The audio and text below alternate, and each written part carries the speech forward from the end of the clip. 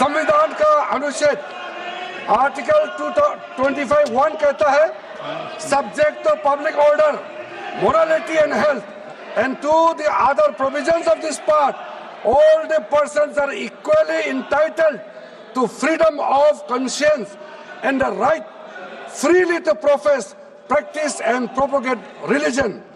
Sir, government किसी भी धार्मिक व्यवस्था को, किसी भी रिलीजियस इंस्टीट्यूशन, कोई धार्मिक काम में हस्तक्षेप करने नहीं जा रहा है, ना ही वक्फ बोर्ड किसी धार्मिक स्थल की व्यवस्था में कोई भी तरीके से हाथ डालने का प्रावधान है, बिल्कुल नहीं है। सर, आप अगर हम कोई नमाज, सर ये क्या झूठ बोल रहे हैं? ये कॉन्स्टिट्यूशन, हम कॉन्स्टिट्यूशन का प्रावधान पढ़ रहे हैं, फिर भी झूठ बोल रहे हैं। ये कॉन्स्टिट्यूशन को नहीं मानते हैं। सर, किसी मस्जिद का मैनेजमेंट को हम हस्तक्षेप करने का कोई इसमें प्रावधान नहीं लिया जा रहा है। एक मिनट माननीय सदस्य, आप भारत की संसद में बैठे हो, गरिमा मर्यादा बनाए रखो, बैठे बैठे टिप्पणी मत करो।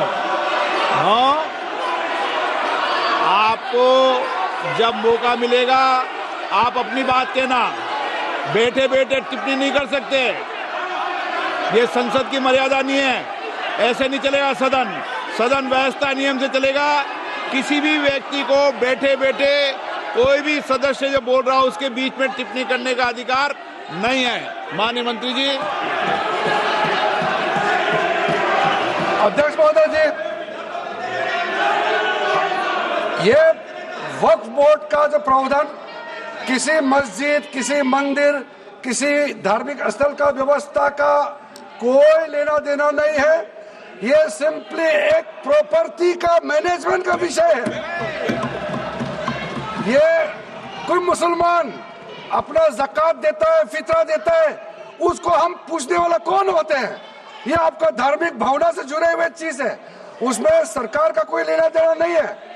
लेकिन ये वक्फ प्रॉपर्टी का मामला है, लेकिन वक्फ प्रॉपर्टी का मैनेजमेंट करता है, मुतवालीज करता है। ये आपको इतना बेसिक ये फर्क जो है अगर समझ में नहीं आते या जानबूझ करके आप नहीं समझना चाहते हैं तो मेरा पास इसका कोई इलाज नहीं है। अध्यक्ष महोदय जी, ये आपके माध्यम से मैं फिर से कहना चाहता हूं कि ये सर क्या ये ऐसा बहस नहीं होता है जी। आप लोग का तर्क रखने का समय में बोलिए, ये बीच में कमेंट पास करने से सर हमारा पॉइंट का फ्लो भी बिगड़ता है और आवाज भी ठीक नहीं हो, आवाज भी ठीक से नहीं जाएगा। आप क्या चीज को जवाब देंगे? सर इसमें मैं कई ऐसे केसेस है जिसको मैं रेफर कर सकता हूं, लेकिन सदन में 3 केसेस का मैं रेफर करूंगा तो दूध का दूध, पानी का पानी हो जाएगा कि ये धार्मिक व्यवस्था से कोई लेना देना नहीं है। आपको मैं पहला एग्जांपल देना चाहता हूं, सैयद फजल पकुया तंगल वर्सेस यूनियन ऑफ इंडिया। इसमें क्या केरला हाईकोर्ट का फैसला है। केरला हाईकोर्ट ने कहा the Waqf board is a statutory body, pure and simple, it is not a representative body of the Muslim community. यह हाईकोर्ट का ऑर्डर है। उसके बाद इलाहाबाद हाईकोर्ट का ऑर्डर भी सुन लीजिए, Hafiz Mohammad Zafar Ahmad versus UP central Sunni board of Waqf का जजमेंट सुन लीजिए। A mutawalli's right is purely a right of management of the property and is not a proprietary right.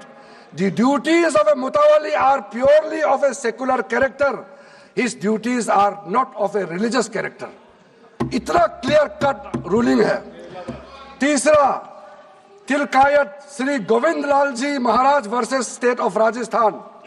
इसमें हाईकोर्ट ने क्या कहा, सुप्रीम कोर्ट ने क्या कहा, right to manage the properties of the temple.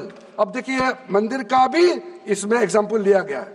right to manage the properties of the temple is purely a secular matter and cannot be regarded as a religious practice. Properties of temple, temple नहीं, temple का जो property है, उसी प्रकार से आप बार बार कहना कि मुसलमानों का अधिकार में गैर मुसलमान कैसे आ रहा है, ये तर्क ही नहीं बनता है। आप ये आज से ये बात बोलने के लिए आप बंद कीजिए।